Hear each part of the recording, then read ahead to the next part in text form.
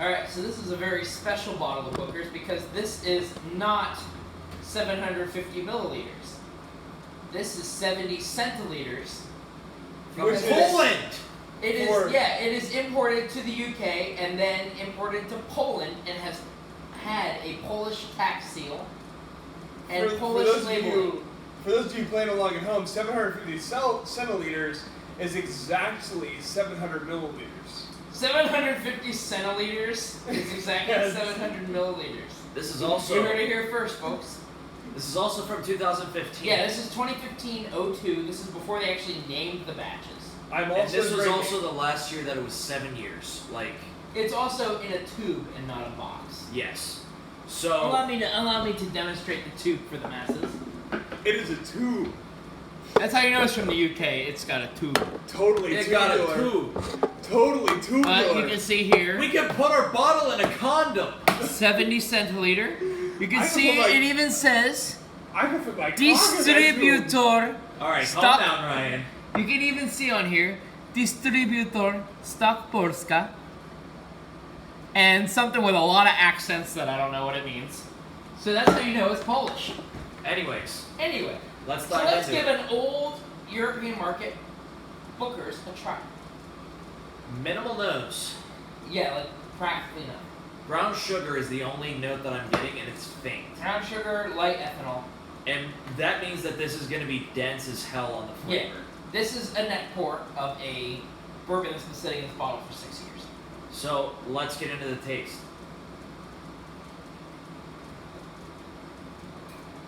Oh. Ooh. Oh my. That's Booker's. That is Booker's. Peanut. I get like a soft pretzel kind of note. Soft pretzel, grain, peanut, brown sugar on the front. This isn't super sweet, which is like not typical for Booker's from the batches I have had. This one is not super sweet, and I've actually... But it is more flavorful, I think, than most of the ones we've had. I wouldn't say more flavorful, but it's less hot. This is the least hot batch of Booker's I have ever had. Except for maybe Granny's. Granny's might be the only batch that is less hot than this. I agree with that sentiment. Like...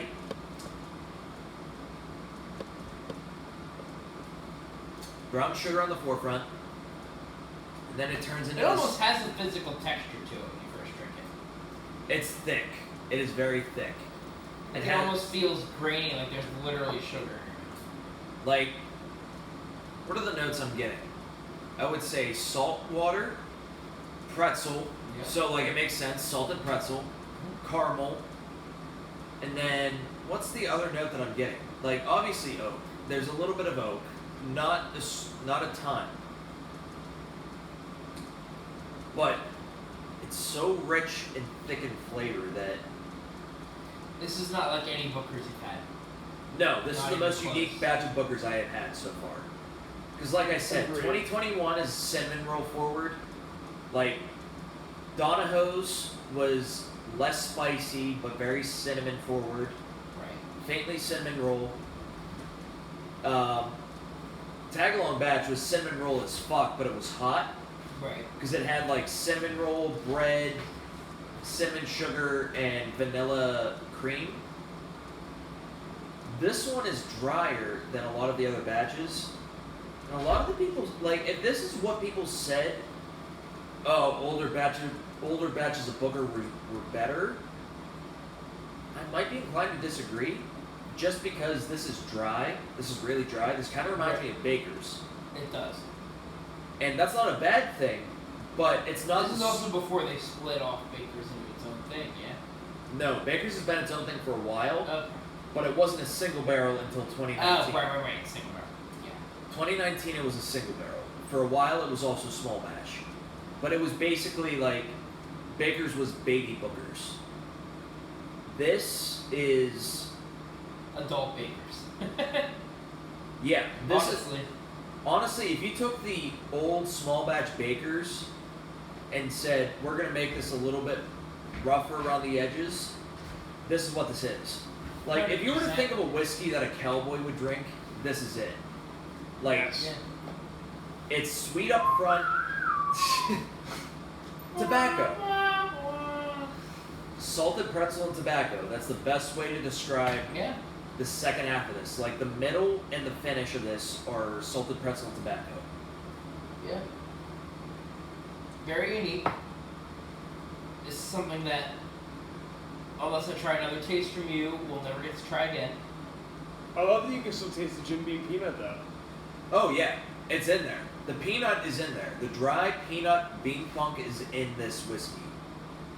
It's not as prevalent as more recent batches though, which doesn't surprise me because recent batches are technically younger than this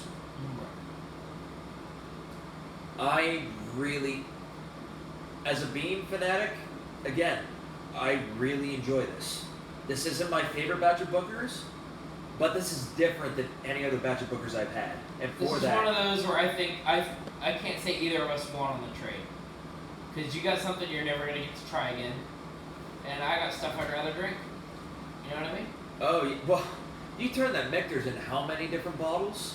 I turned that Michter's into a Blood Oath, an open Woodford Double Oak store pick, an open Stag Junior, mostly empty at that point, and what was the other thing I got? You got a bunch of samples. I got a ton of samples. I got one other bottle.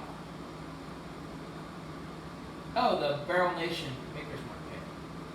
Yeah, you definitely got what you wanted out of it, and I got what I wanted out Yeah, of it. exactly. I got like 8 fucking bottles, 3 of which are Maker's Marks.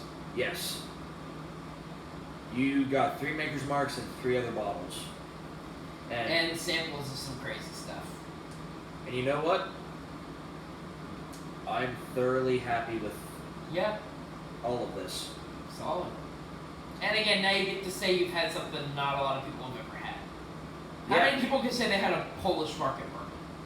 Exactly. Probably no one you know aside from the one who traded this to me. Maybe they can say they had this same batch of Bookers, But they can't say they had this one.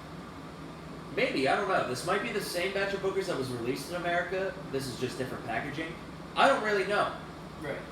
For all we know, this could be a different batch. Like, to match... To my knowledge, I mean, it's the same batch, but even this batch, like, unless you've been into it, if you just got into bourbon in the last 2 or 3 years, you have not tried this, and you probably never. Yeah. But at the same time, I have packaging and, like, collectibles that nobody else is going to have, for the most part, unless they live in Europe. Like, imagine having the 70 centiliter tube. I like tubes a lot, if I'm going to be totally Yeah. honest. So do I. I wish that more whiskey was sold in tubes than boxes. Like, that's another reason why I love spots. And that's why I love E.H. Taylor too. It's I wish I liked E.H. Taylor because they make a gorgeous fucking bottle and they have gorgeous marketing. They do. They really do. At this point, I have 3 fucking E.H. Taylor tubes, and I don't know what to do with them, but they look so good on the shelf. Honestly, there's some people who will buy Just put your empty old tubes. tubs, put your old tub in it. Of course. That also works. I mean, I do still have the bottle for every tube that I have, but People will buy empty bottles. If you put it on eBay, people will buy empty bottles. Of Yeah, tubes. so that they can fill it with trash and rip someone off. you know what I do want to try though is that I want to try to make the poor man's 4-grain. So hear me out. You're gonna get to try that. That's one of the samples that I'm getting. What's the poor man's 4-grain? There's various blends. I need to ask what he did. This is from Scott. I can only assume that it's a mix of OWA and small batch E.H. Taylor, Probably. but I could be And I wrong. believe there's a little bit of wild turkey in there too. Really? Okay. And I you're gonna get to try. believe it's rare breed. That would Right. make sense. You're also gonna get to try the rye Fuck yeah. because that's one of the other 12 samples. Fuck yeah. I want to try more E.H. Taylor.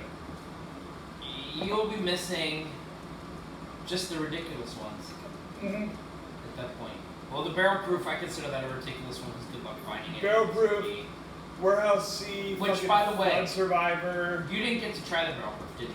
No. Okay. Noted. I'm honestly surprised that Scott wasn't more willing to work with you on that trade for that Warehouse C pick. Because that Warehouse C was It was a single barrel. It was just a special single barrel. Yeah. Flood Survivor pick. Yes. It had fancy special packaging, but I'm surprised that he wasn't more willing to work with you on that. If I'm gonna be totally honest. Yeah, I mean, I know what he's commanding for that bottle because it's a pick from a reputable place. to be It's fair, a really well like, marketed yeah. pick. to be fair, like, I'm not unhappy at all with what I Here, got. let's bring this back to Booker's for a quick Yes. second, just so that I This can. Booker's is incredible, and It's again not my favorite batch, but it is by far the most unique. yes, Agreed. And Granny's batch is still my favorite because of how sweet it is and the peanut brittle note on it and peanut butter. for yeah, that the peanut matter. butter finish. But But I gotta say, for the people who are saying that old batches of Bookers were better, if this is an example of an old batch of Bookers being better, like it's one of those ones where I can see it. I can see it, but like, I think that that's where there's a generational divide. Yes. Because younger people definitely like sweeter bourbon. That's why Buffalo Trace is as popular as it is. Yes. But I'll be damned if this is not a phenomenal bourbon. 100%. Yeah. And this is one of those things where I'm glad I got what I got. I would have been happy keeping this for what I got too. The trade for me was well worth it. Oh yeah. As much as I love that Maker's Pick, this is on par with the Maker's Pick. Yes. So, But there you go. Polish, 70 centiliter, European market only bottle of Booker's. Booker's, yo.